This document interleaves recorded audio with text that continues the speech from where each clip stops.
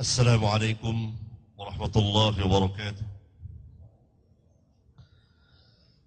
إن الحمد لله نحمده ونستعينه ونستغفره ونعوذ بالله من شرور أنفسنا ومن سيئات أعمالنا. من يهده الله فلا مضل له ومن يضلل فلا هادي له، وأشهد أن لا إله إلا الله وحده لا شريك له، وأشهد أن محمدا عبده ورسوله. أما بعد، فإن خير الحديث كتاب الله، وخير الحج حج محمد صلى الله عليه وعلى آله وسلم، وشر الأمور محدثاتها، وكل محدثات بدعة، وكل بدعات ضلالة، وكل ضلالة في النار. أيها الإخوة, saudara-saudara yang saya muliakan dan saya hormati, pertama-tama saya memuji Allah Jalla wa'ala atas nikmat yang sangat besar yang Allah berikan kepada saya, nikmat iman dan Islam. Dan yang kedua,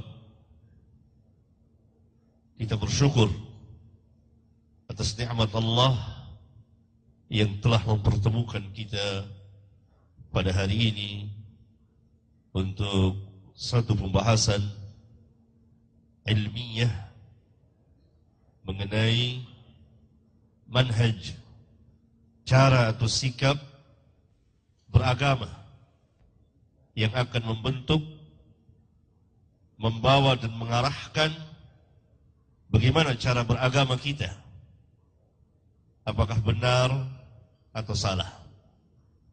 Sungguh saya mendapat kehormatan dari organisasi atau perguruan Persis yang telah memberikan kesempatan kepada saya bersama kawan-kawan untuk hadir di majelis yang mulia ini untuk memberikan penjelasan mengenai manhaj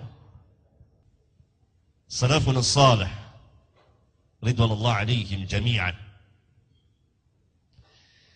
Kita langsung saja, saya akan memberikan pembahasan ini. Pertama-tama perlu kita dudukkan terlebih dahulu bahwa yang kita bahas adalah maudhu dari manhaj salaf. Pembicaraan kita mengenai manhaj salaf, tidak mengenai afrad atau orang per orangnya yang menyandarkan dirinya kepada manhaj yang hak ini. Karena kalau kita bicarakan hal yang seperti ini, tidak ada habis-habisnya. Orang di luar Islam ingin mengenal Islam, kalau dia melihat kepada orang-orang Islam, maka dia akan menolak Islam. Lihat orang Islam berpecah belah, lihat orang Islam mengebom sana, ngebom sini, lihat orang Islam begini dan begitu, saling caci maki, saling bunuh, dan seterusnya. Yang harus mereka lihat, Islam sebagai ajaran yang benar, Islam sebagai agama yang hak. Baru kemudian orang penganutnya yang mengamalkan Islam yang hak. Nah, kalau kita melihat, tadi seperti dibicarakan, ada orang yang mengatakan salaf Yamani, salaf Haraki, entah salaf-salaf yang mana lagi, ini tidak akan ada habisnya. Seperti kita kenal juga, ada Persis Bandung, ada Persis Bangil, ada Persis Jakarta, ada Persis Garut, entah Persis-Persis yang mana lagi. Ini kita tidak dengarkan, tapi asas Persis yang kita tahu, kembali kepada Al-Quran dan Sunnah. Demikian juga Muhammadiyah, ada ini, dan seterusnya. Tidak ada habisnya. Nah, kalau kita bicarakan ini, tidak akan ada habisnya. Yang kita bicarakan adalah manhaj salaf. Apa itu manhaj salaf? Adapun orang-orangnya banyak menisbahkan diri kepada ajaran salaf. Kalau kita berjalan dari Anyer dan terus sampai ujung Jawa, maka kita akan dapati sederet pesantren dengan nama pesantren salafi, pesantren salafiyah. Apakah pengamalannya sesuai dengan salaf dan salafiyah? Sangat jauh sekali. Mereka pengagum kubur, menyembah kuburan, tawasul dan lain sebagainya. Tetapi namanya pesantren salafiyah. Sebagaimana orang-orang munafiqun menyandarkan amanna billahi wa bil yaumil akhir. Kami beriman kepada Allah dan hari akhir. Wa ma hum bimu'minin. Dan mereka bukanlah orang-orang yang beriman. Mari kita batasi pembahasan mengenai manhaj yang hak ini. Sebagai hujjah, alasan dasar yang ketiga atau tidak. Dengan tidak melihat kepada afradnya. Sebab akan berlanjut terus dan akan terkena kepada diri kita. Yang kedua,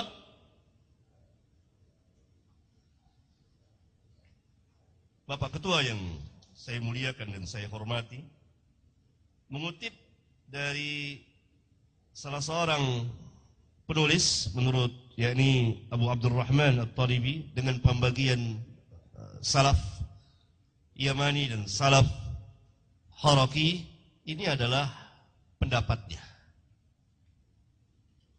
yang menurut kami tidak mempunyai dasar dan hujjah, karena kami tidak mengenal adanya salaf Yamani dan salaf Haraki atau salaf-salaf yang lain.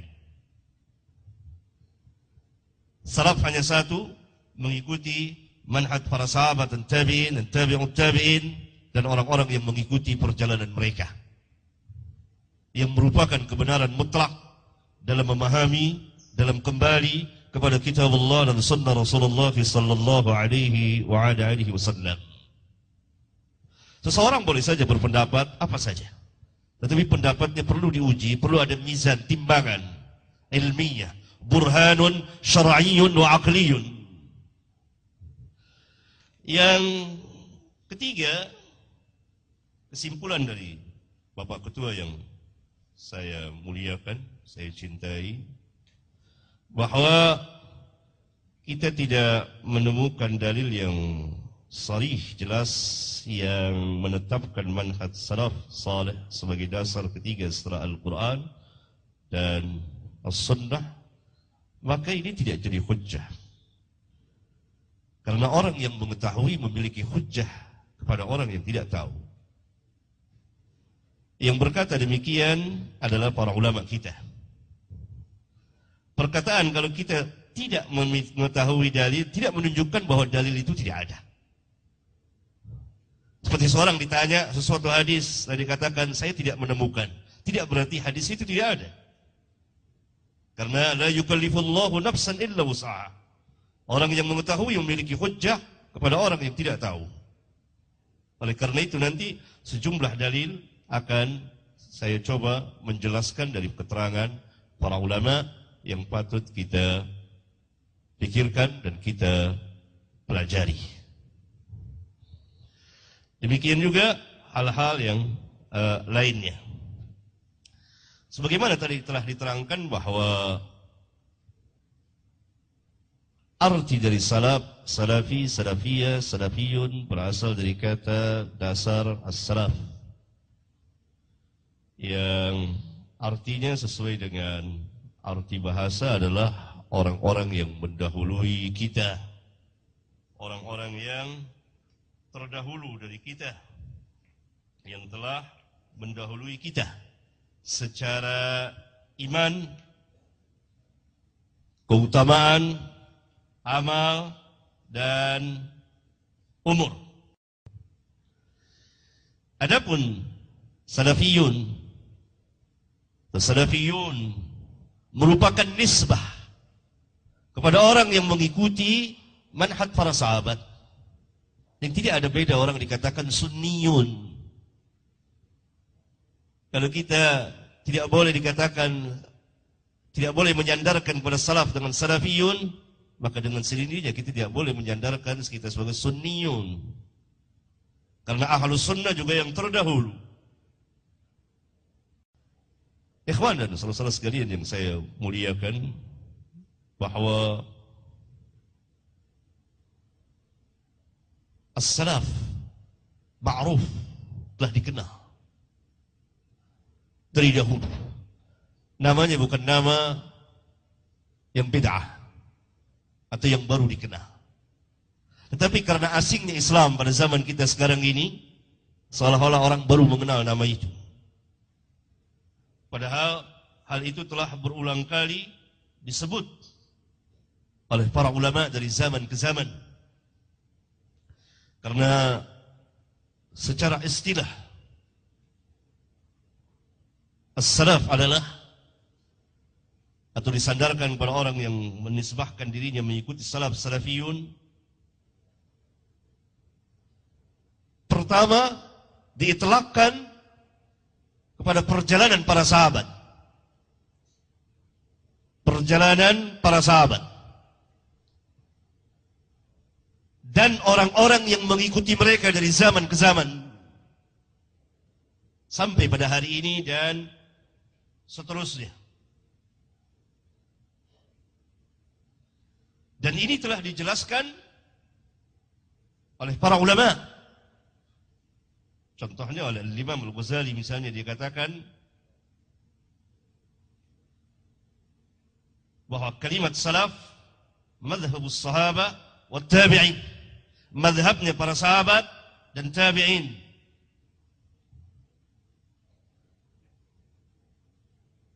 Demikian juga dengan yang lainnya.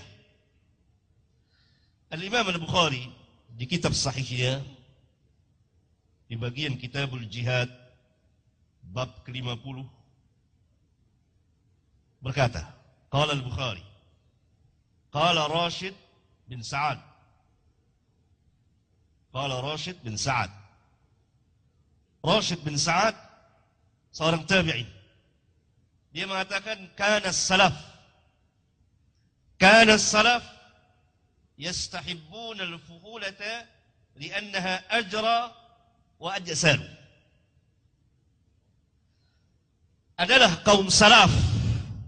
Nah, siapa yang dimaksud dengan kaum salaf oleh Rashid bin Sa'ad kalau bukan sahabat?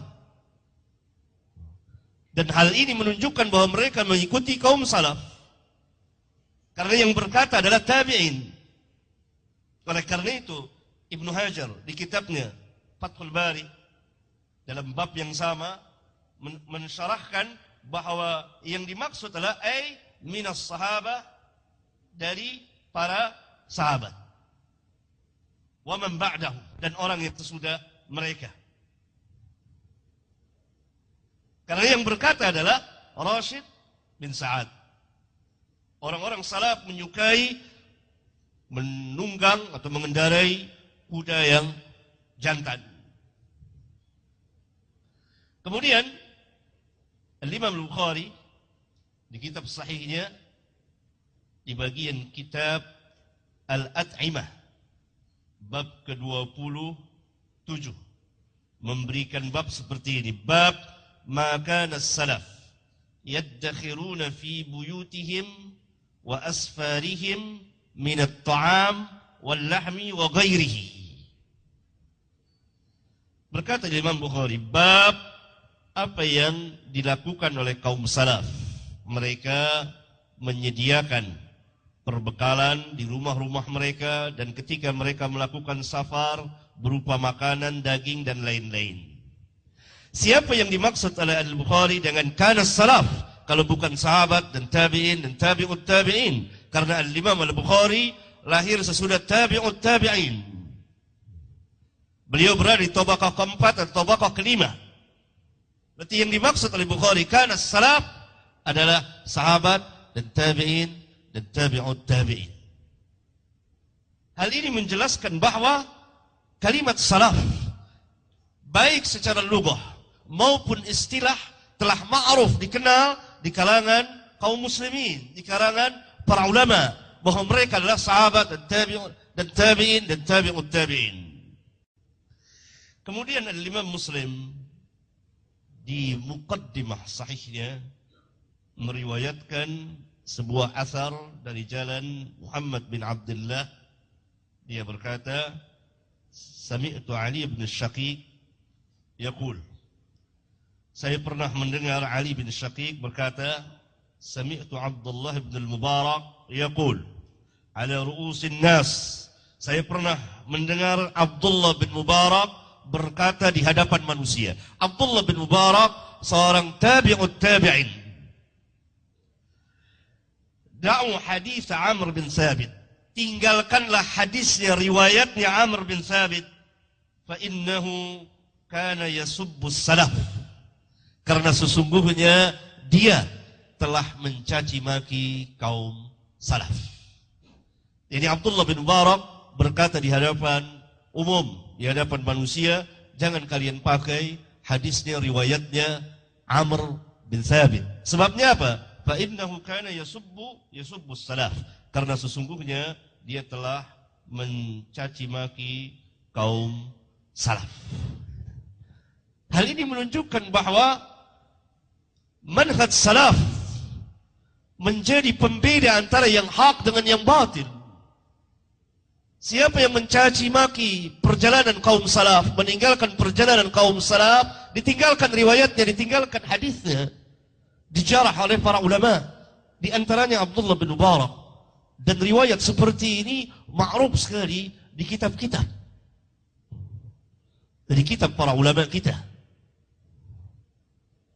Khususnya kalau saudara-saudara meneliti kitab-kitab Syekhul Islam Ibn Taimiyah rahimahullah ta'ala, di majmu' fatwanya misalnya, atau yang ditulis oleh muridnya Imam Ibnu Qayyim dan lain-lain, atau kitab-kitab yang sebelum beliau. Maksud saya di sini ingin menjelaskan bahwa lafaz salaf menurut lughah dan istilah ma'ruf, dikenal di kalangan kaum muslimin, di kalangan para ulama, bahwa yang dimaksud oleh salaf secara mutlak adalah para sahabat. Kemudian orang-orang yang mengikuti mereka dari tabi'in dan tabi'ut tabi'in, dari zaman dan seterusnya, dari zaman ke zaman. Dan salafi, salafiyun nisbah, sebagaimana sunni. Karena ahlus sunnah wal jamaah mempunyai beberapa nama syar'iyyah. Dinamakan ahlus sunnah wal jamaah. Dinamakan juga dengan al-firqah an-najiyah. Dinamakan juga dengan at-taifah al-mansurah. Dinamakan juga dengan as-salaf. Semuanya ini adalah nama-nama syar'iyyah. Nama-nama yang mempunyai dasar secara syar'i. Berbeda dengan nama-nama yang lain yang diberikan oleh manusia. Imma sesuai dengan nama pendirinya, atas nama pendirinya, seperti Asy'ariyah disandarkan kepada Imam Abul Hasan al-Asy'ari, atau dari bid'ah, terbit dari bid'ah mereka sendiri, seperti Khawarij, seperti Mu'tazilah dan lain-lain. Tetapi nama-nama Ahlus Sunnah syar'iyyah, Ahlus Sunnah wal Jamaah, terambil dari hadis Irbat bin Sariyah di antaranya. Kemudian Al-Firqah An-Najiyah terambil dari hadis Iftiraqul Ummah. Kemudian At-Taifah Al-Mansurah terambil dari hadis Taifah Al-Mansurah yang derajatnya mutawatir. Kemudian As-Salaf, nama yang ma'ruf, yang dikenal di kalangan para ulama, dari mulai tabi'in, tabi'ut tabi'in dan seterusnya. Ikhwan sekalian, saya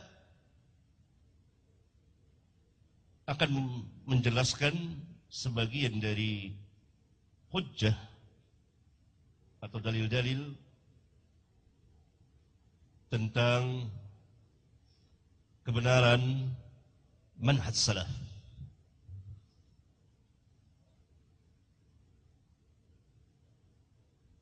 Berdasarkan nas al-kitab dan sunnah. Dan ijma' ulama. Padahal ma'ruf bagi kita bahwa ijma' menjadi dasar hukum yang ketiga setelah Alkitab dan sunnah Rasulullah sallallahu alaihi wa ala alihi wasallam.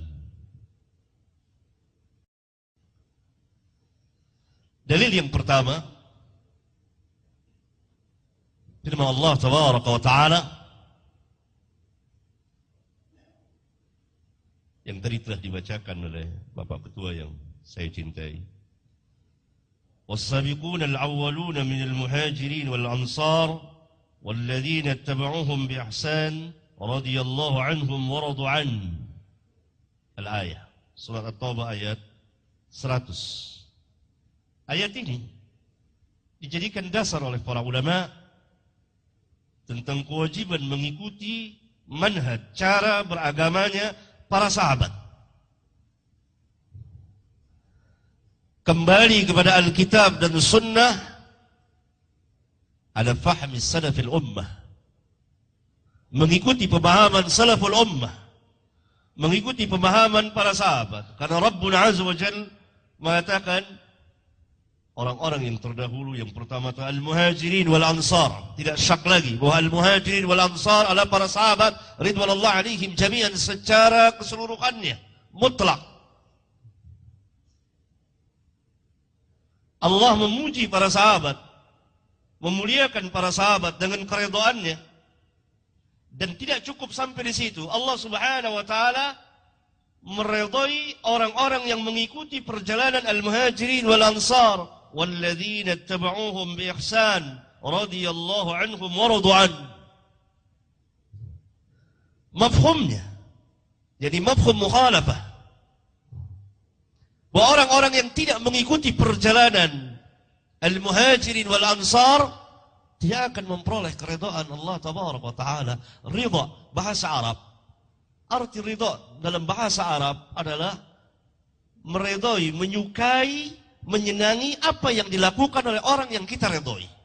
Saya ridha kepada engkau, berarti kita menyukai apa yang dia lakukan, apa yang dia kerjakan. Hal ini menunjukkan bahwa apa yang dilakukan, dikerjakan oleh al-muhajirin wal ansar telah mendapat keridhaan Allah berupa i'tiqadnya, perkataannya, perbuatannya, dan cara beragamanya dan seterusnya. Kalau Allah katakan radhiyallahu anhum, apa tidak jelas dalil ini mengatakan walladzina ittaba'uuhum bi ihsan, orang-orang yang mengikuti mereka. Mengikuti apa?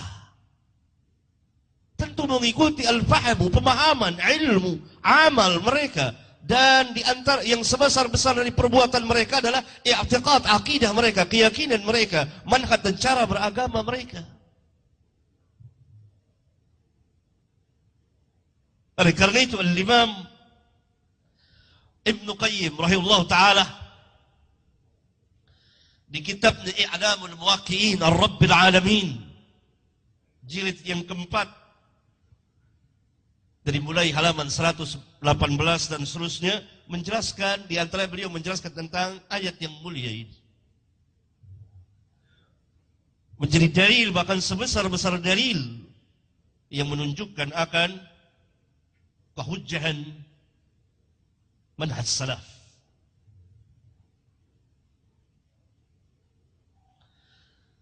Kemudian dalil yang kedua, firman Allah tabaraka wa ta'ala, "Qul hadhihi sabili ad'u ila Allah ala basiratin ana wa man ittaba'ani." Al-ayat surat Yusuf ayat 108. Katakan, inilah jalanku, ini jalanku yang lurus. Ya Allah Subhanahu wa ta'ala perintahkan Nabi-Nya dan Rasul yang mulia untuk mengatakan kepada seluruh manusia. Hal ini menunjukkan bahwa dakwah beliau alaniyatan, terang-terangan, jelas, nyata, terang. Dan demikian juga dakwah para sahabat ridwanullah alaihim jami'an. Dan dakwah salafiyah, dakwah salaf pada terang, tidak tersembunyi, jelas dan nyata. Hadhihi sabili, inilah jalanku, ad'u ila Allah, aku ajak ke jalan Allah ala basiratin ana wa man ittaba'ani. Aku ajak ad-da'wa ila Allah ala basiratin, atas dasar basirah. Basirah tidak ada khilaf di antara ulama al-ilmu. Bahkan Al-Hafidh Ibn Kathir menafsirkan di kitab tafsirnya, dalam menafsirkan ayat ini, al-ilmu burhanun syar'iyyun wa aqliyun. Burhan yang memiliki hujjah secara syar'i dan akal. Kalau kita ditanya, siapa orang yang pertama kali mengikuti Rasulullah dalam dakwahnya atas dasar ilmu? Tidak ada khilaf di antara kita untuk mengatakan adalah para sahabat. Abu Bakar, Umar, Uthman, dan seterusnya. Kemudian orang-orang yang mengikuti mereka, karena mereka mengambil ilmu dari mana? Tabi'in mengambil ilmu dari mana? Dari sahabat. Siapa yang menyebarkan Quran dan hadis kepada tabi'in dan memberikan pemahaman kepada tabi'in? As-sahabat. Apa tabi'in mengambil Quran sendiri? Tidak mungkin, karena dia tidak bersama Rasulullah SAW. Karena itu riwayat tabi'in mursal. Dari mana tabi'ut tabi'in mengambil ilmu? Dari tabi'in yang mengambil ilmu dari sahabat. Sahabat mengambil ilmu dari Rasulullah SAW. Rasulullah mengambil ilmu dari Rabbul Alamin. Jadi katakan, ad'u ilallah ala basiratin ana wa man ittaba'ani. Aku ajak ke jalan Allah atas dasar basirah aku bersama orang-orang yang mengikutiku. Sebagaimana firman Allah Tabaraka wa Ta'ala, Muhammadur Rasulullah walladzina ma'ahu asyidda'u 'alal kuffar ruhama'u bainahum. Muhammad Rasulullah dan orang-orang yang menyertainya, yang bersamanya. Siapa yang bersama Rasulullah SAW kalau bukan para sahabat ridwanullah alaihim jami'an? Apakah Allah semata-mata hanya memuji para sahabat lalu tidak memerintahkan kita untuk mengikuti pahamnya? Ini adalah ta'til, menghilangkan faedah dari ayat Al-Quranul Karim.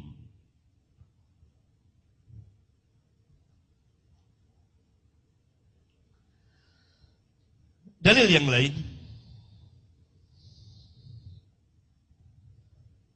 yang ketiga, firman Allah Tabaraka wa Ta'ala, Ya ayyuhalladzina amanu ittaqullaha wa kunu ma'as sadiqin. Hai orang-orang yang beriman, bertakwalah kepada Allah dan jadilah kamu bersama orang-orang yang sadiqin. Siapa yang orang-orang yang sadiqin pada umat ini? Tentu para sahabat yang pertama kali. Ayat ini dalam surat At-Taubah ayat 119. Allah telah memerintahkan kepada kita kunu ma'as sadiqin. Orang-orang yang sadiq yang pertama kali adalah para sahabat ridwanullah alaihim jami'an. Allah perintahkan kita untuk mengikuti mereka. Kunu ma'as sadiqin. Ayat ini dijadikan dasar oleh para ulama tentang kebenaran manhaj salaf, kebenaran manhaj para sahabat dan kewajiban kaum muslimin mengikuti manhaj para sahabat. Sikap dan cara beragama mereka kembali kepada Al-Quranul Karim menurut pemahaman mereka, menurut metode ilmu yang telah mereka sebarkan dan ajarkan kepada umat. Karena mereka adalah orang-orang yang pertama kali membenarkan Rasulullah sallallahu alaihi wasallam. Dalil yang keempat,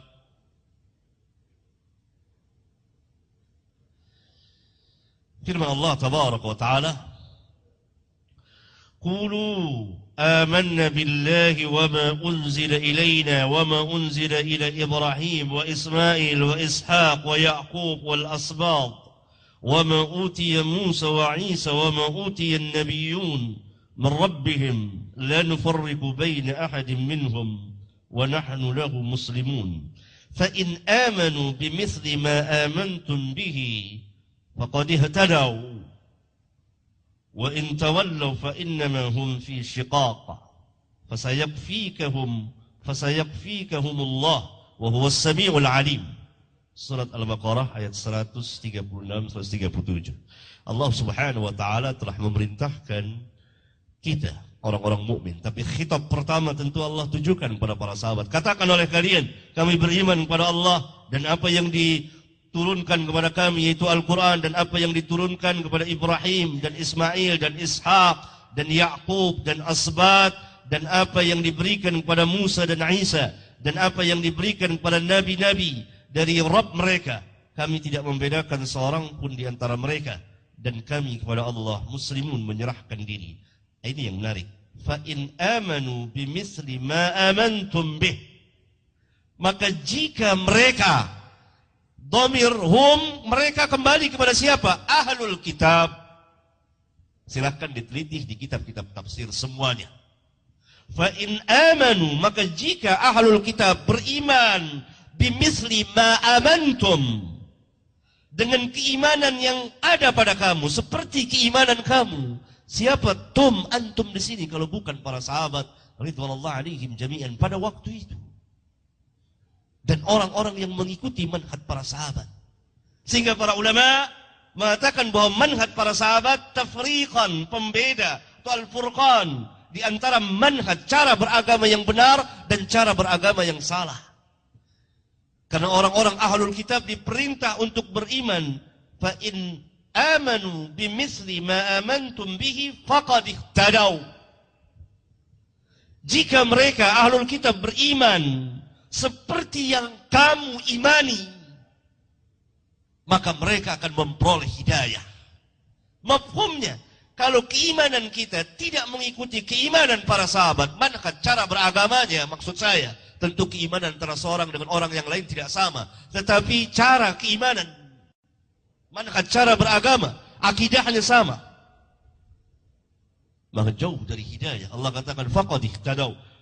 Fa in tawallaw, maka jika mereka berpaling, fa innama hum fi syiqaq, maka sesungguhnya mereka akan berada di dalam kesesatan, perpecahan. Ayat yang mulia ini setegas-tegas dalil yang menjelaskan kewajiban kaum muslimin mengikuti manhaj para sahabat. Sama dengan ayat di awal-awal surat Al-Baqarah. Wa idza qila lakum aminu kama amana an-nas qalu anu'minu kama amana as-sufaha ala innahum humus sufaha walakin la ya'lamun. Dan apabila dikatakan kepada mereka, siapa mereka ini? Tidak ada khilaf di antara ulama bahwa mereka ini adalah orang-orang munafiqun. Aminu kama amanan nas, berimanlah kalian sebagaimana manusia telah beriman. Siapa manusia yang ada pada waktu itu yang telah beriman kepada Allah dan Rasulnya kalau bukan para sahabat ridwanullah alaihim jami'an? Diperintah orang-orang munafikun akan beriman sebagaimana keimanannya para sahabat. Lalu mereka mengatakan, anu'minu kama amana as-sufaha, apakah kita akan beriman sebagaimana keimanannya orang-orang yang bodoh?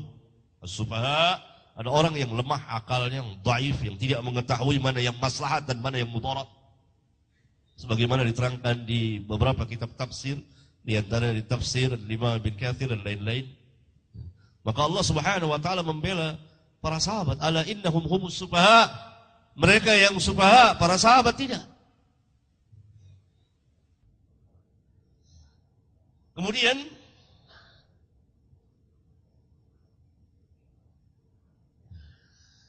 hujjah yang lain, Allah Subhanahu wa taala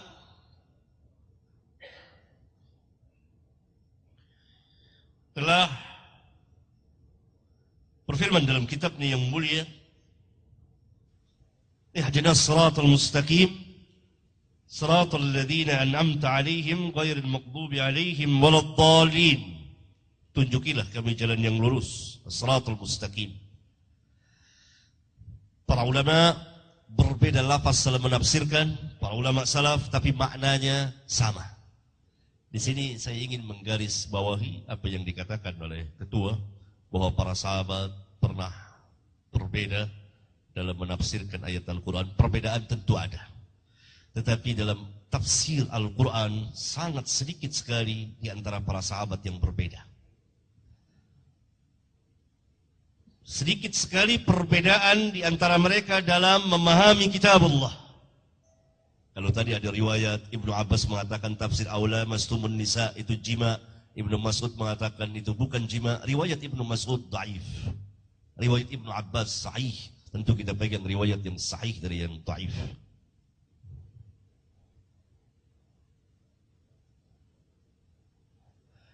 Kadang-kadang berbeda lafaz. Nah, bahasa Arab luas sekali. Perbedaan lafaz, tapi maknanya satu. Karena siratal mustaqim, ada yang menafsirkan al-Islam, ada yang menafsirkan Al-Quran, Al-Kitab, ada yang menafsirkan ketaatan kepada Allah dan Rasulnya. Ada yang menafsirkan huwa nabiyyu wa Abu Bakrin wa Umar. Dia adalah Nabi dan Abu Bakar dan Umar. Lafaz berbeda, maknanya satu. yakni Islam yang dibawa oleh Rasulullah SAW, yang diajarkan oleh Rasulullah Kepada siapa Rasulullah SAW mengajarkan pertama kali kalau bukan kepada para sahabat? Siapa ketuanya para sahabat? Abu Bakar dan Umar, yakni al-khulafa ar-rasyidin al-mahdiyyin, yang mewakili sekalian para sahabat ridwanullah alaihim jami'an. Karena itu ma'ana alaihi wa ashabi, mutlak para sahabat atau al-jamaah, tafsir dari ma'ana alaihi al-yawm wa ashabi, tafsir dari al-jamaah. Al-khulafa ar-rasyidin al-mahdiyyin, Abu Bakar, Umar, Uthman, Ali. Ini tidak diterangkan langsung oleh Rasulullah karena ma'ruf. Oleh karena itu para ulama tidak ada khilaf al-khulafa ar-rasyidin al-mahdiyyin, Abu Bakar, Umar, Uthman dan Ali. Saya kira hal ini tidak tersembunyi. Maka saya agak heran juga hal ini tersembunyi bagi sebagian dari antara kita. Ini ma'ruf. Nah, khulafa yang sesudahnya yang mengikuti manhaj mereka masuk ke dalamnya.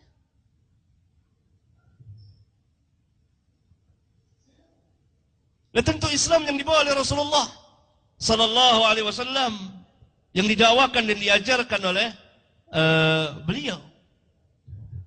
Dan ini pembeda antara Islam dengan ahlul kitab, al-Yahud wal Nasara, ghairil maghdubi alaihim waladhdallin, ditafsirkan langsung oleh Rasulullah Sallallahu Alaihi Wasallam. Al-maghdub, jadi al-Yahud, al-dhalin, al-Nasara. Karena itu kalau kita membaca beberapa kitab tafsir, hal ini menjelaskan, ayat ini menjelaskan tentang kedudukan manhaj para sahabat dan kewajiban kita mengikuti manhaj para sahabat. Allah katakan, ihdinas siratal mustaqim, siratal ladzina an'amta alaihim. Dijelaskan oleh para ulama, dijelaskan oleh ayat yang lain. Dan sejumlah dalil dalam Al-Quranul Karim banyak sekali. Karena waktu yang membatasi kita. Hadis Rasulullah SAW jelas sekali. Khairun nas qarni, thumma alladhina yalunahum, thumma alladhina yalunahum. Apakah Rasulullah SAW sekedar memuji saja? Bahwa kaum salaf itu tinggal kenangan, cukup dipuji saja, dimuliakan tanpa diperintah kita mengikutinya? Ini adalah pemahaman yang sangat salah sekali. Keliru. Dengan sabda beliau, khairun nas qarni, thumma alladhina yalunahum, thumma alladhina yalunahum. Pujian dan sekaligus perintah kepada manusia untuk mengikutinya. Sebagaimana firman Allah, wa man yushaqiqir rasul tadi, min ba'di ma tabayyana lahul huda, wa yattabi' ghayra sabilil mu'minin, nuwallihi ma tawalla wa nuslihi jahannam wa sa'at masira. Ini sangat mudah, sahal dipahami. Sabilil mu'minin as-sahabah, dan orang-orang yang mengikuti orang-orang mukmin, orang-orang yang mengikuti para sahabat. Karena ketika turun ayat yang mulia ini, tidak ada orang mukmin di permukaan bumi kecuali para sahabat ridwanullah alaihim. Apa kita mau katakan kita belum lahir? Karena itu tidak ada khilaf di antara ulama. Kalau dalam siapa yang dimaksud al-mu'minin, itu kan tafsir sabilil mu'min, jalannya orang-orang mukmin. Ia ini beragama dengan agama Allah, al-Islam, ketaatan kepada Allah dan Rasulnya, dan seterusnya dan seterusnya. Tapi kalau ditanya siapa orang mukmin di ayat yang mulia itu, enggak ada khilaf. Silakan saudara baca kitab Naqdul Mantiq oleh Al-Imam As-Suyuti. Katakan as-sahabah. Ibnu Taimiyah mengatakan as-sahabah. Tetapi ayat itu kan tidak membatas hanya sahabat mukminin, seluruh orang mukmin, dengan syarat mengikuti perjalanan orang-orang mukmin yang pertama. Di ayat yang mulia itu sebesar-besar dalil, setegas-tegas dalil yang menunjukkan kewajiban kita bermanhaj dengan manhaj salaf. Ridwanullah alaihim jami'an. Saya cukupkan pembicaraan saya karena ada sisa waktu untuk Ustaz lanjutkan. Tafadhal masykur. Alhamdulillah, syukur la ilaha illallah, syukur anna Muhammadar Rasulullah. Saya sebenarnya sangat menyambut baiklah diskusi ini karena judulnya juga sudah jelas mubahasah gitu. Jadi mungkin nggak satu kali dan tidak perlu di hotel gitu, suatu waktu di masjid saja gitu. Itu kan lebih enak kalau sambil buka buku gitu ya. Itu rasanya. Ada nggak kelompok umat Islam sekarang khusus yang memiliki ormas-ormas paling tidak ya, yang tidak menggunakan mazhab salaf gitu. Nah, ketika saya teliti ternyata itu mulai dari Al-Irsyad, Muhammadiyah, kemudian disambung dengan Persia itu menggunakan juga manhaj salaf. Buktinya apa gitu? Itu kan minta bukti juga. Kita itu punya kitab tuh ada dari Imam Malik, itu ada Imam Syafi'i, itu metode gitu ya. Jadi metode masa silam itu begitu. Metodenya sahabat bagaimana, dilanjutkan oleh tabi'in seperti yang lain dilanjutkan oleh Imam Malik, tabi'in dilanjutkan oleh Imam Syafi'i, Imam Ahmad bin Hambal kemudian itu. Nah, jadi saya jadi rada kenapa gitu mesti ada semacam perbedaan mencolok bahwa salafi yang ini bukan salafi. Padahal setahu saya itu dalam penelitian saya waktu itu ulama-ulama sekarang juga menggunakan manhaj salaf. Bagaimana saya tahu ulumul Quran, ulumul hadis, qawaidut tafsir, qawaidut hadis, qawaidul hadis kalau tidak dari mereka. Itu metode itu. Dan ada bukunya. Peninggalan mereka ada risalah, ada Al-Ma'rifah. Ya. Kemudian dari Al-Ghazali juga ada gitu buku seperti itu. Bukhari Muslim sudah jelas. Itu kan salaf mereka. Kita menggunakan kritik sanad, kritik matan itu juga salaf juga gitu digunakan oleh mereka. Ya. Jadi ini mesti didiskusikan ya. Jadi kalau bedaan fikih ya nggak pernah ada satu yang sama sebenarnya. Jadi ada memang produk-produk ijtihad dari salafus sholih itu yang berbeda. Buktinya apa? Sejak kapan memang ada ijma juga mereka ya itu kan Imam Syafi'i malah ada qaul jadid, ada qaul qadim, kemudian Imam Malik, kemudian Imam itu mazhab yang patut karena berbeda dari sisi Quran dan hadisnya sama, istinbat hukumnya, metode yang mereka pegang. Contoh ini menggunakan isan ya, istisan sebut saja. Padahal itu digunakan oleh Imam Malik itu istisan itu seperti itu. Masalah mursalah digunakan oleh Imam Malik itu. Tapi Imam Syafi'i sampai mengatakan wa man istahsana faqad syara'a wa man syara'a faqad kafara. Nah ini di mana gitu? Mungkin ada perbedaan konsep ini. Istisannya Imam Syafi'i dengan istisannya Imam Malik. Masalah mursalahnya Syafi'i nanti dengan model masalah mursalahnya Imam Malik dan juga Imam Malik. Jadi saya kira ini pengembangan berpikir ini dan kalau perlu mubahasa ini ya tidak dalam biar ya kalau secara khusus jadi kita punya itu ya. Jadi ini maksud saya jadi bahwa Persis rasanya sudah menggunakan manhaj salaf itu. Mana bisa istinbat. Kita kan ambil dari Imam Syafi'i risalah, di situ ada Al-Mustasfa, ada Irsyadul Fuhul di situ. Kemudian nah ini jadi sudah pakai juga sebenarnya. Cuma produk istihadnya yang berbeda nanti. Ya.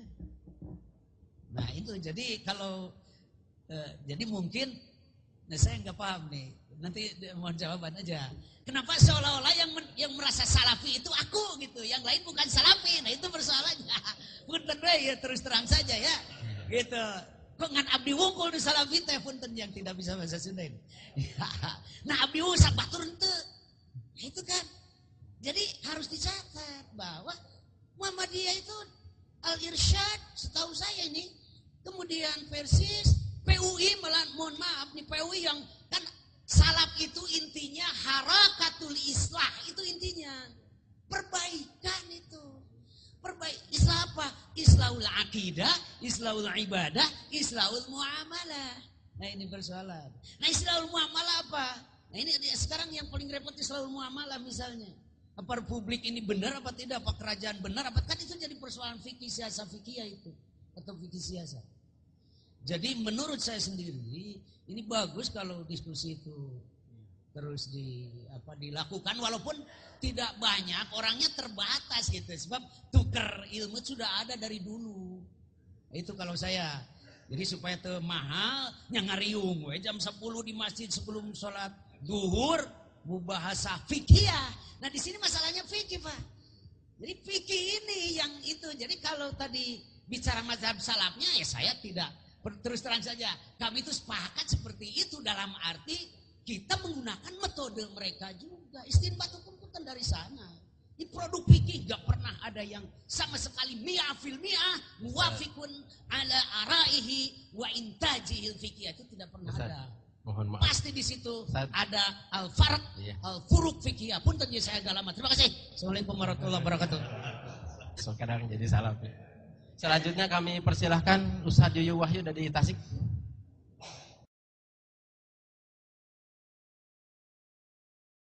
Bismillahirrahmanirrahim. Terima kasih pada kesempatannya.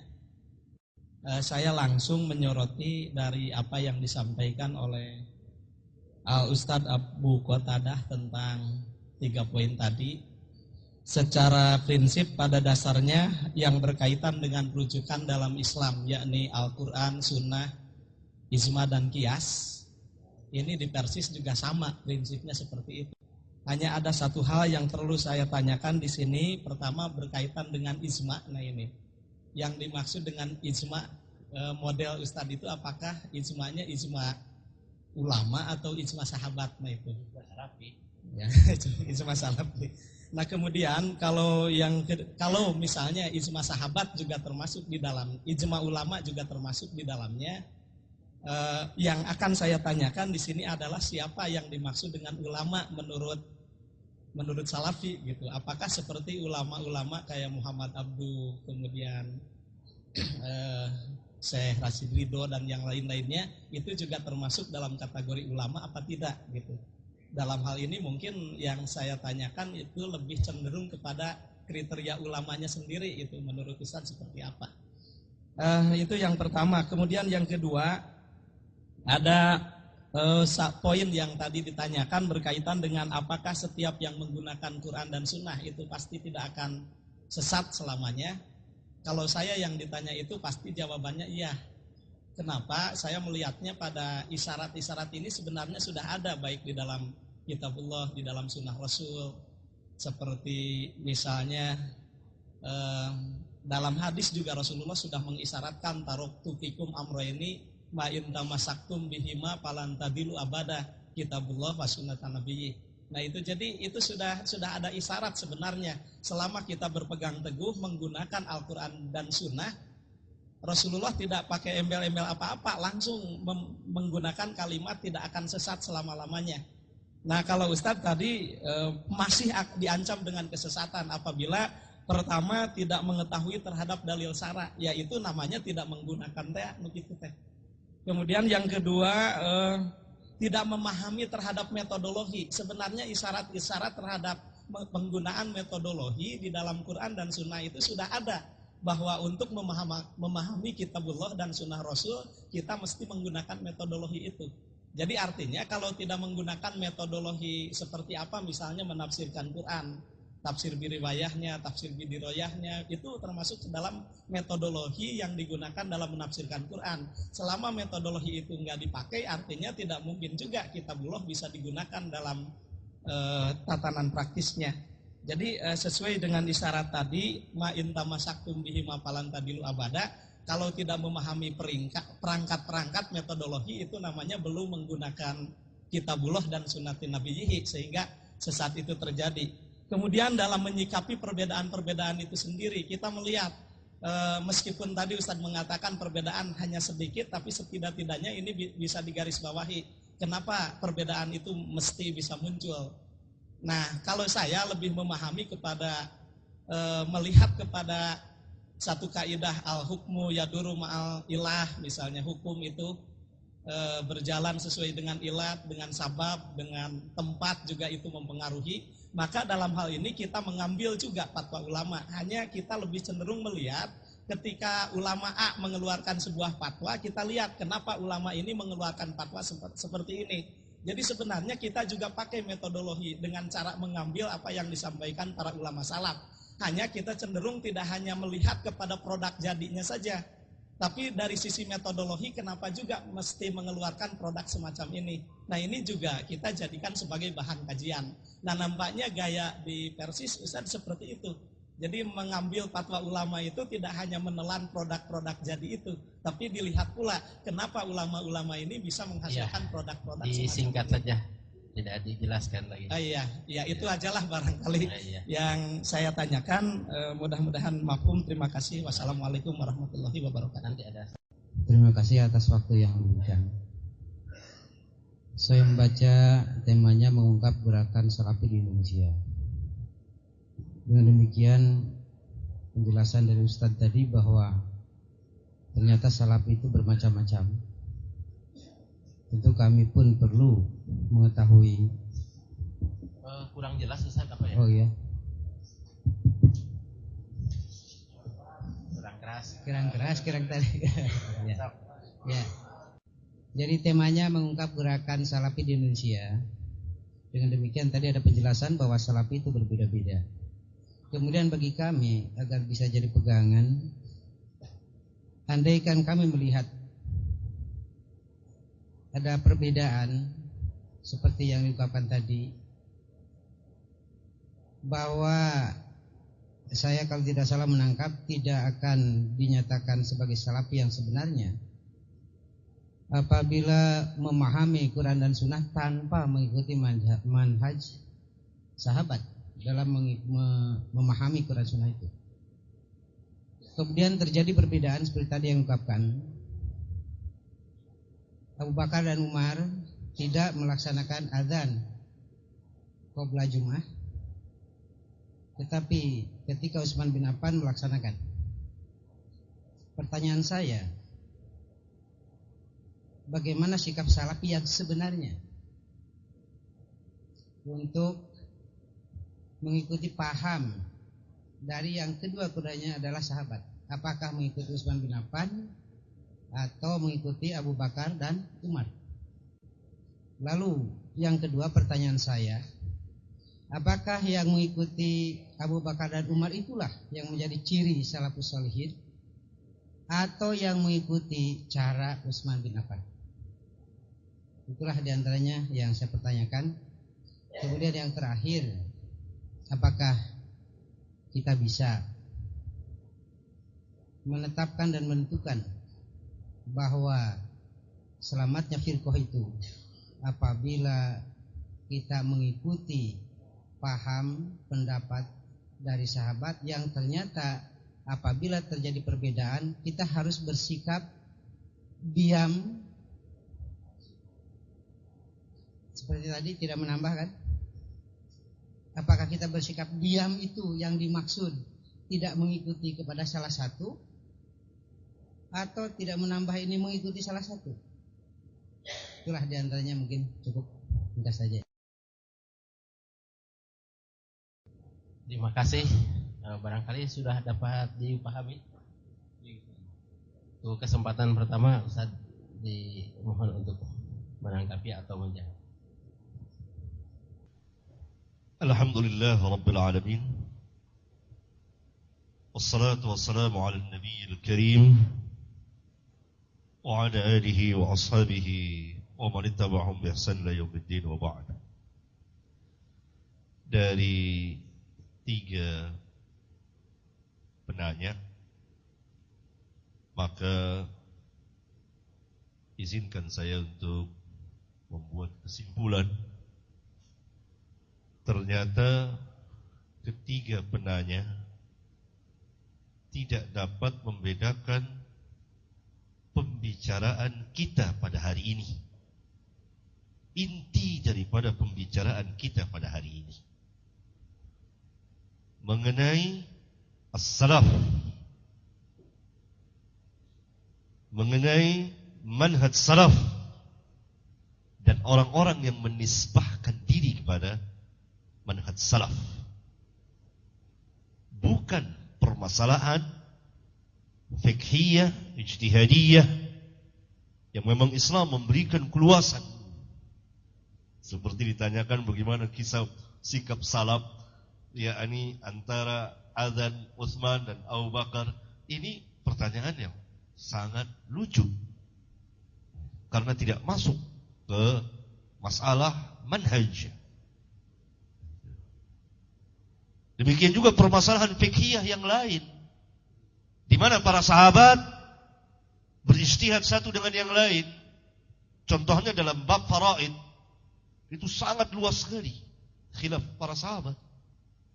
Tetapi dalam manhaj, sikap dan cara beragama dan akidah tidak ada khilaf di antara mereka. Pertama, semuanya percaya bahwa azab kubur hakun. Enggak ada yang mengatakan bahwa ada azab kubur, yang satu mengatakan tidak ada azab kubur. Takdir hak ada. Usaha manusia pun hak. Kalau ditanya aina Allah, di mana Allah? Ar-Rahmanu 'alal 'arsy istawa.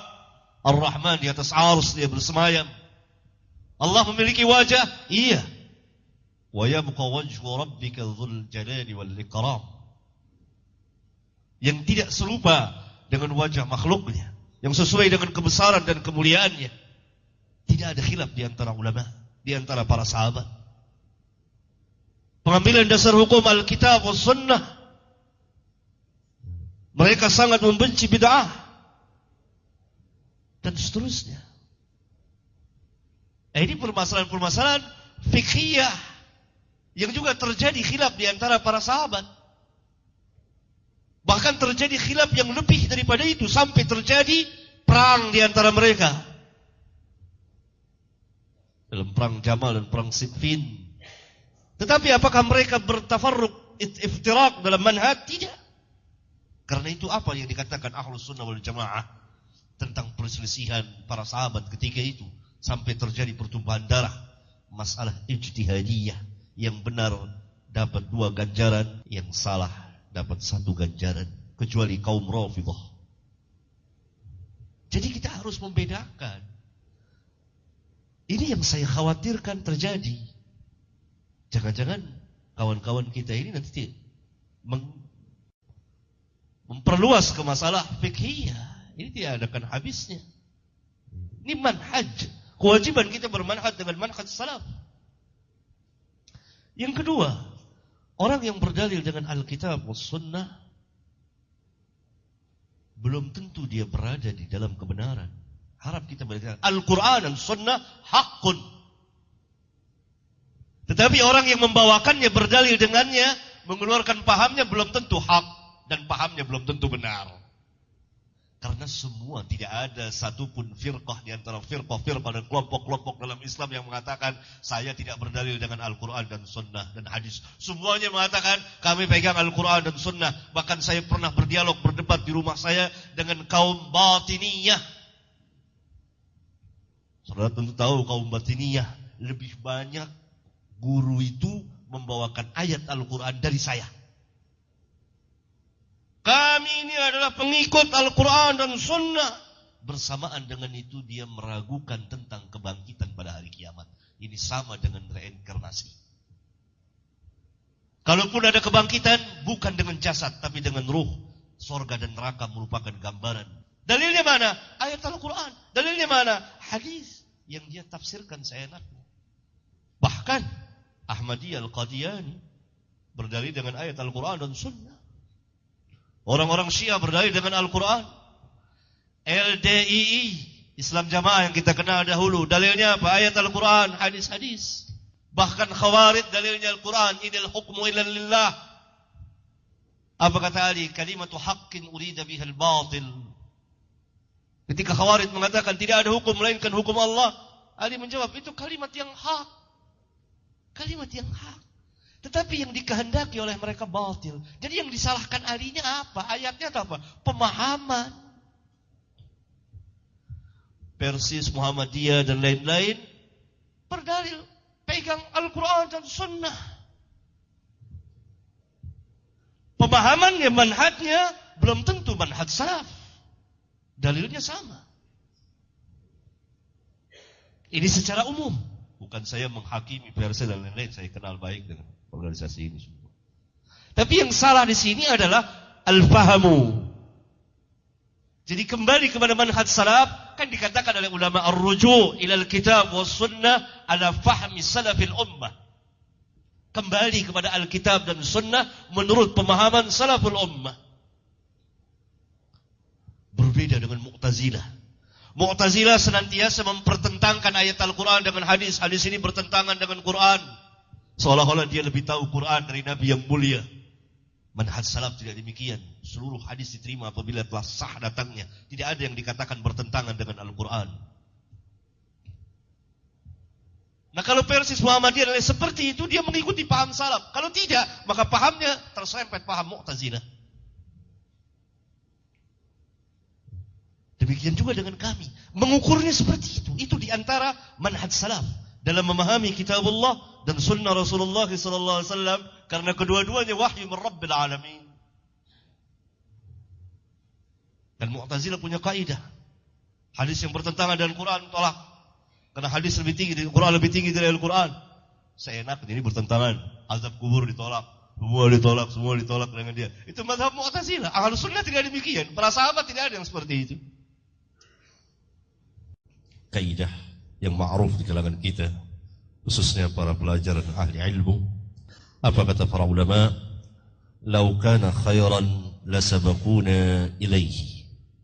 Kalau sekiranya perbuatan itu baik, tentu para sahabat telah mendahului kita dalam mengamalkannya. Kaidah ini dibuat oleh para ulama bahwa kita tidak boleh meyakini satu keyakinan, mengerjakan satu pun perbuatan, mengatakan satu pun perkataan yang berkaitan dengan dinul Islam tanpa didahului oleh para sahabat ridwanullah alaihim jami'an. Sebab kalau perbuatan itu baik, tentu para sahabat telah mendahului kita. Saya ambil contoh misalnya Al-Hafidh Ibn Katsir rahimahullah ta'ala dalam menafsirkan ayat wa an laysa lil insani illa ma sa'a. Dia membawakan perkataan Imam Syafi'i, wa Imam Syafi'i berdasarkan ayat yang mulia ini beristinbat mengeluarkan hukum bahwa bacaan Quran tidak sampai kepada pahalanya, tidak sampai kepada mayit dan seterusnya.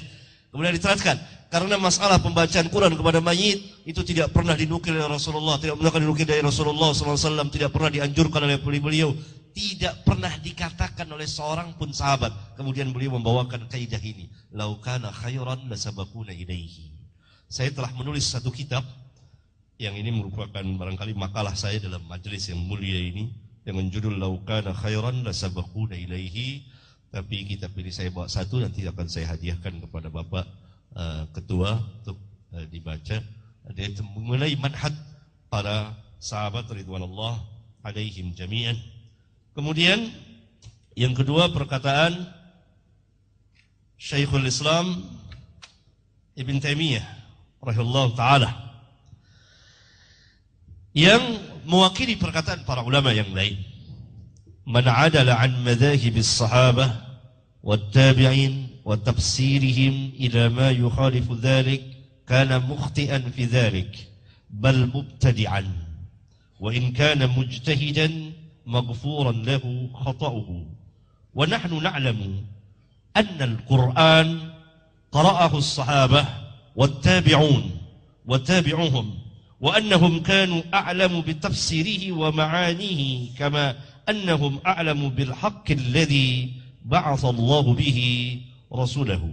Yang artinya barang siapa yang berpaling dari mazhab sahabat dan tabi'in dan tafsir mereka kepada yang menyelisihinya, maka dia telah salah, bahkan sebagai ahli bid'ah. Kalau dia sebagai mujtahid, maka akan diampuni kesalahannya. Dan kita mengetahui sesungguhnya Al-Quran telah dibaca oleh para sahabat dan tabi'in dan yang mengikuti mereka, yaitu tabi'ut tabi'in. Dan sesungguhnya mereka lebih mengetahui tentang tafsir Al-Quran dan makna-maknanya, sebagaimana mereka lebih tahu tentang kebenaran yang Allah telah mengutus Rasulnya dengan membawa kebenaran tersebut. Yang ketiga masalah ijma' sahabat dan ijma' ulama dalam disiplin ilmu masing-masing. Seperti ijma' ahli hadis bahwa riwayat ikhtilafu ummati rahmah la asla lahu, tidak ada asal usulnya. Ini ijma' ahli hadis, tidak masuk ijma'nya para fuqaha, ijma' para ahli lughah. Itu ijma', tidak khusus ijma' sahabat, tapi ijma' sahabat dan ijma' ahli ilmu, ulama dari zaman ke zaman dan seterusnya sesuai dengan disiplin ilmu masing-masing. Yani hadis dengan ijma'nya ahli hadis. Tidak mungkin ahli fikih berbicara tentang hadis Rasulullah SAW sebagaimana sebagian orang berbicara bahwa hadis ma'ana alaihi wa ashabi dhaif, hadis iftiraqul ummah dhaif. Padahal para ulama ahlul hadis lah ijma' bahwa hadis itu sahih, bahkan sampai kepada derajat mutawatir. Barangkali ini wallahu a'lam bissawab. Terima kasih. Ada pertanyaan tadi mengenai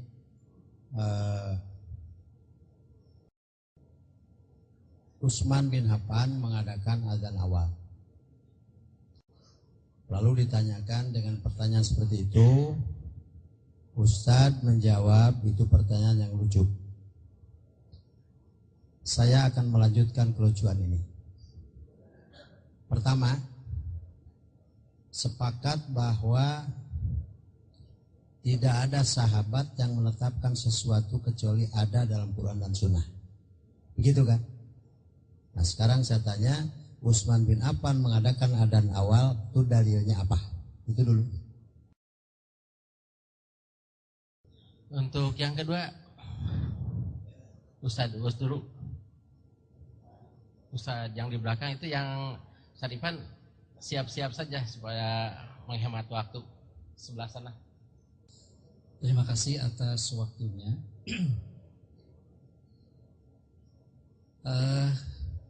Kawan-kawan kita tadi sudah mengungkapkan mengenai approach yang harus dijadikan pegangan untuk memahami manhaj salafus salih.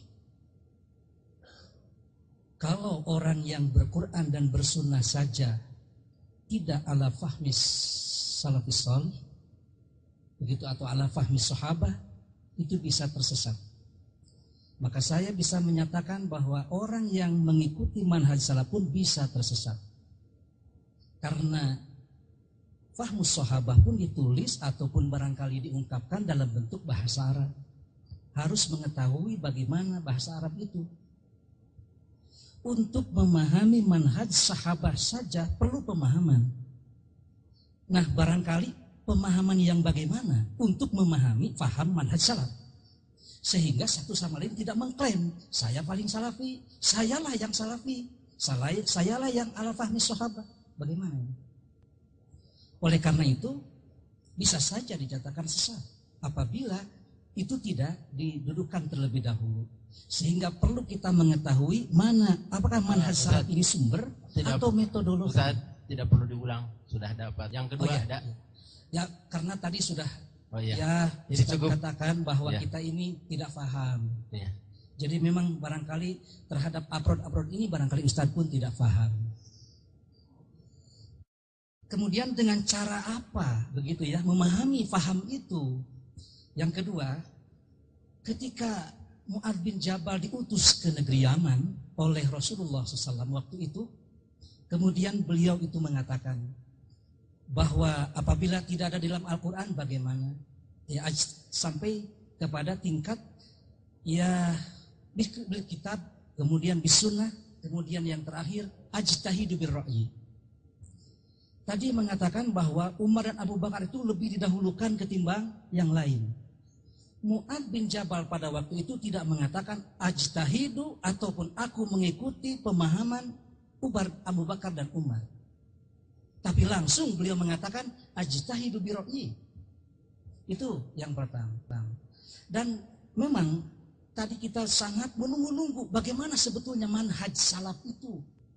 Ternyata kaidah-kaidah yang Ustadz katakan barusan itu tidak ada bedanya dengan yang kami pakai.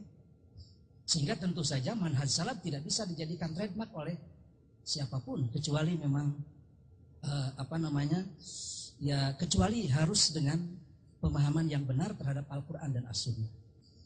Kemudian para sahabat itu kan ada tobakotnya, ada kibarus sahabah, ada sughorus sahabah.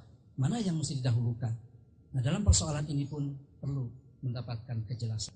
Kalau tadi Ustadz yang sebelah sana mengatakan bahwa Quran Sunnah dengan manhaj salafus sholih, sebenarnya Ustadz juga berbeda ini. Ada yang ijma kiasnya malah lebih dipertajam oleh Ustadz yang kedua itu. Di sini juga mungkin ada perbedaan. Jangan-jangan dalam produk ijtihad pun bisa saja ada perbedaan. Terima kasih.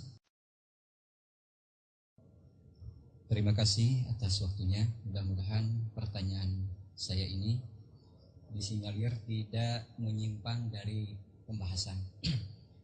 Karena tadi disebutkan oleh Al-Ustaz Abu Qatadah bahwa manhaj salafi itu universal, mencakup berbagai aspek. Nah, afwan. Karena tadi Al-Ustaz Abu Qatadah mengatakan bahwa manhaj salafi atau ahlus sunnah atau firqah najiyah itu universal, mencakup berbagai aspek dan sendi kehidupan yang menyentuh manusia. Di antaranya adalah akidah, syariah, akhlak, dan lain sebagainya. Maka pertanyaan saya pun akan berkaitan dengan hal-hal yang tadi. Yang pertama terkait dengan akidah. Tadi saya mendengar dari Al-Ustaz Abdul Hakim hafizahullah bahwa masalah furu'iyah, ikhtilaf di kalangan para sahabat itu pernah terjadi. Sedangkan di dalam masalah akidah atau tauhid itu semuanya sama, sepakat semuanya. Nah, yang saya tanyakan, ikhtilaf itu ada asbabnya dan sumbernya, dan diantaranya adalah nas itu sendiri. Di dalam ayat Al-Quran banyak nas-nas yang menjadi multi pemahaman yang berbeda, termasuk diantaranya adalah masalah tauhid, masalah akidah. Seperti umpamanya yadullah ma'al jamaah dan lain sebagainya. Nah, yang saya tanyakan, sejauh mana dalam menetapkan kaidah bahasa untuk memahami nas-nas yang terkait dengan tauhid. Umpamanya seperti apakah bisa memakai majaz atau tidak. Itu diantaranya yang pertama. Kemudian yang kedua, Ustadz Abu Qatadah tadi menyentuh masalah fikih. Yang beliau katakan bahwa al-adilatul ahkam asy-syar'iyyah al-muttafaq alaih arba'. Bahwa dalil-dalil hukum syar'i yang sepakat itu ada 4. Pertama adalah Al-Qur'an, As-Sunnah, sahabat, kemudian ijma' as-sahabah as-sahihah wal qiyas as-sahihah. Nah, yang ditanyakan bagaimana manhaj Ahlus Sunnah wal Jamaah atau Salafi atau firqah An-Najiyah mengenai yang 6 itu, al-mukhtalaf alaih.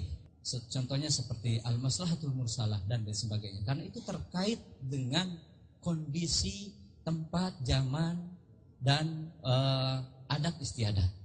Menurut para penyusun kitab usul fikih. Itu yang kedua. Kemudian yang ketiga, ini terkait dengan fikih waqi. Ini harus dibatasi waktunya. Jadi disimpan barangkali saja yang terakhir barangkali ya. Yang terakhir, bagaimana manhaj salaf tentang kepemimpinan, tentang khilafah, tentang umara, konsepnya begitu. Dan bagaimana kedudukan ormas-ormas yang ada di Indonesia ini menurut pandangan manhajus salaf. Barangkali itu yang saya sampaikan. Terima kasih dan saya mohon maaf jika banyak kesalahan. Aku lupa lihada. Wastaghfirullahu li wa lakum.